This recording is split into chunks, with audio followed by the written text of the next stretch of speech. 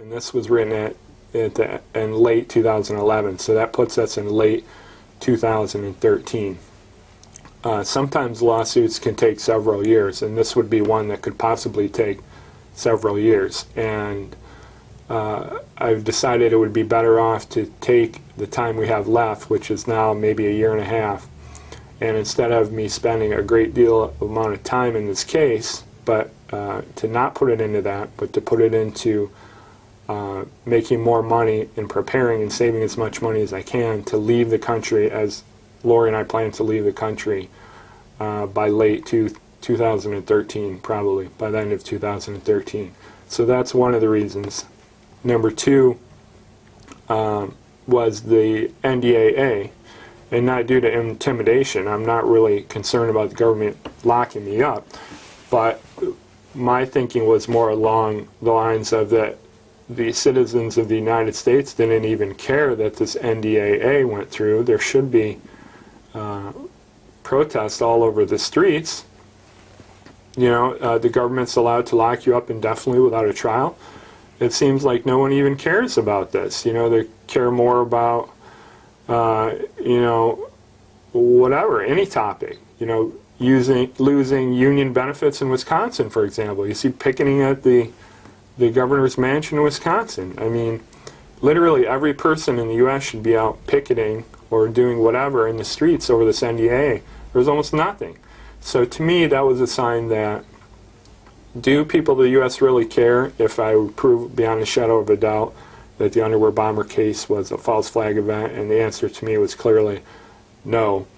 So those two things, as well as number three, which was that every time I went to work on this case, I found that I had to put a great deal more time into it than I thought, and that this case would take probably, if not hundreds of hours of my time, thousands of hours of my time, and I'm already very busy as it is.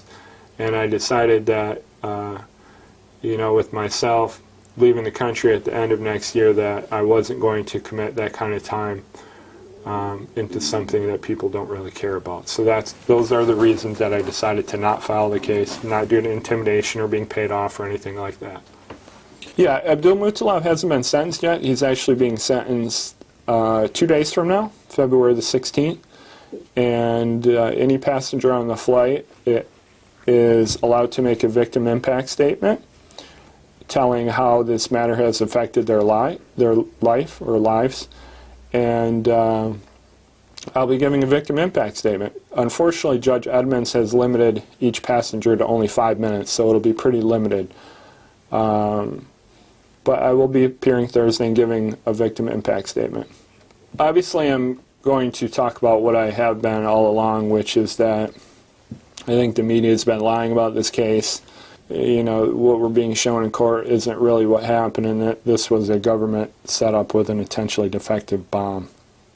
Now, I have to be really careful how I word things because I'm still a practicing attorney, and I actually practice in the same court on a weekly basis, so I have to kind of restrict what I say to not get me in trouble with the state bar, but it'll be something along those lines. I'll have a pre-prepared statement.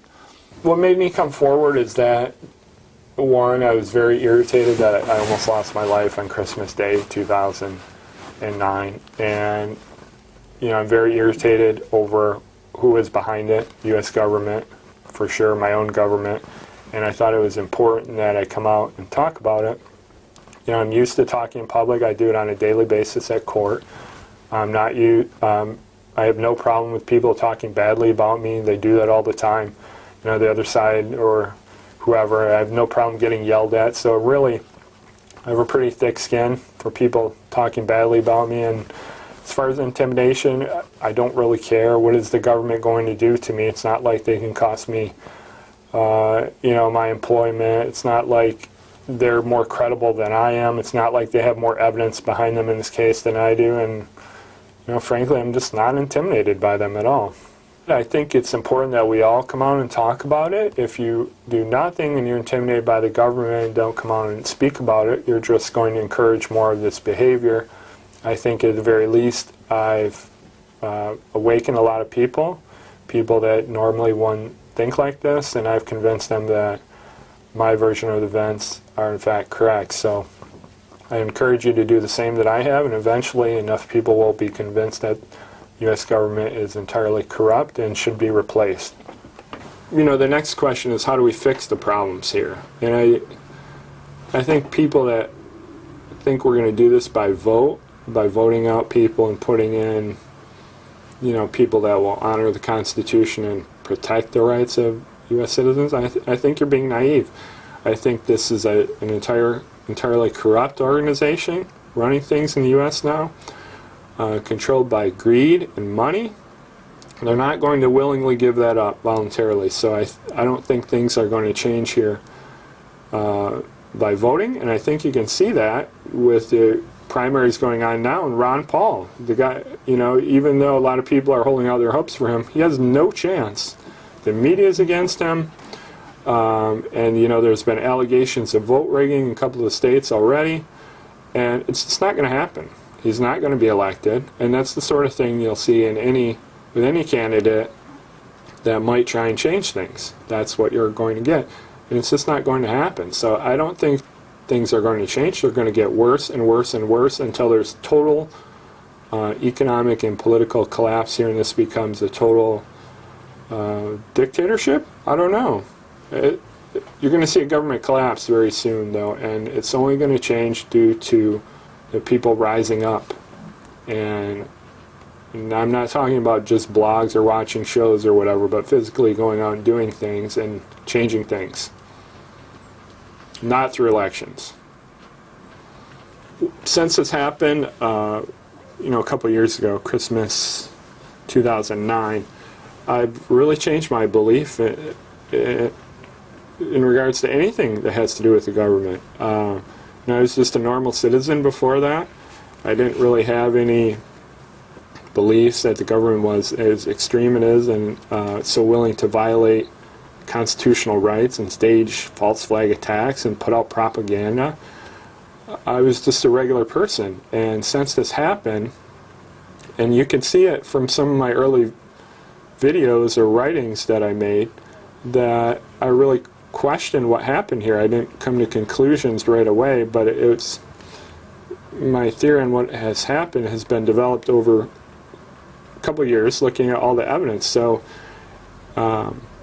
where I'm at this point is that I don't believe the government in anything. I don't trust them at all.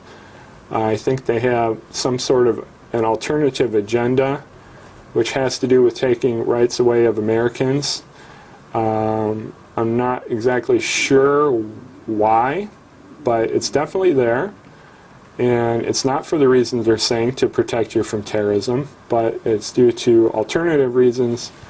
You know, maybe the coming economic collapse, or maybe to mask that the government wants to take over the world. I don't know, but you can see pretty obvious acceleration of the loss of our constitutional rights, and you know, I've really looked into these things a lot more since Christmas Day 2009, and again, I don't trust the government at all, and I don't think they're working in the best interests of the U.S. citizens.